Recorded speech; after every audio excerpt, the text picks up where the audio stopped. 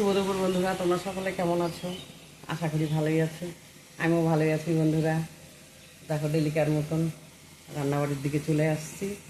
দেখো কি রান্না করতেছি, হয়ে গেছে আর একটা হলেই হয়ে গেল।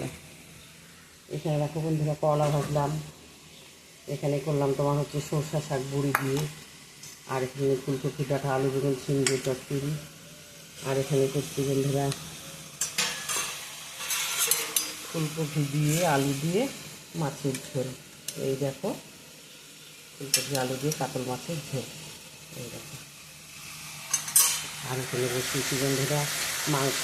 আমার ছেলে মাছ খায় না, যার জন্য একজনে মাংস খেতে হয়, মুরগির মাংস বসাইছি। আমরা মুরগির মাংস খাই না, আর এই সিজনে আমার ছেলে মাংস করলে পরে গরম মশলা দিয়ে ভালোবাসে না, ধনে পাতা দিয়ে করলে পরে ভালোবাসে। শীতের সিজন মাংস করলে ধনিয়া পাতা দিয়ে করতে হবে। এই দেখো ধনিয়া পাতা ধুয়ে কেটে রাখছি, এই যে এখন মাংস দিয়ে দিব।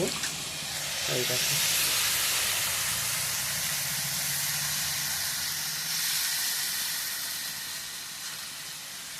শীতের সিজনে মাংস খাইলে ওই গরম মশলা দিয়ে খাবে না, ধনিয়া পাতা দিয়ে মাংস করতে হবে। এমনি যা মশলা দেওয়া সব ঠিকই দিব, খালি গরম মশলার বদলে ধনিয়া পাতা দেবো। এই দেখো কষানো হয়ে যাচ্ছে, একটু জল দিব, একটু মাখো মাখো করবো, ব্যাস, বেশি ঝোল করবো না। তোমরাও খাওয়া দাওয়া খাও, রান্নাবাড়ি হয়ে গেল বন্ধুরা, আমরাও এখন খাওয়া দাওয়া খাবো। সবাই ভালো থেকো, সুস্থ থেকো বন্ধুরা।